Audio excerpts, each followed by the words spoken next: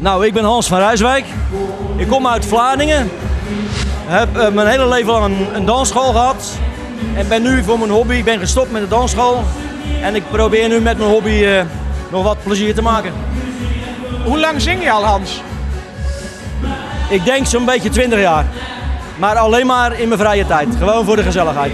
Ik heb in Oostenrijk een nummer, dat heet Beste Bill. Beste Bill, je bent te lang voor een pony. Dus het gaat over een hele lange meneer met een klein paardje. En ja, dat is daar eigenlijk in de Mosquito-bar een plaatselijke hit geworden. En daar kom ik niet onderuit. Als ik daar sta te zingen, dan moet ik Beste Bill zingen. Ik heb hem opnieuw uitgebracht, dus een nieuwe muziekband laten maken, want het nummer is al heel oud. En de band die ik had, die was eigenlijk ook al een jaar of 20 oud.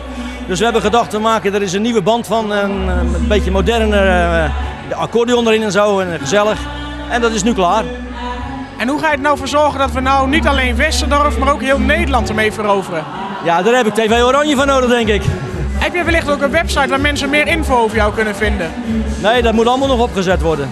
Dus ik ga nu eigenlijk, want ik heb mijn hele leven 7 dagen van de week moeten werken. Dus alle avonden, dus nooit geen tijd gehad om er iets mee te doen. Maar dat ga ik nu doen.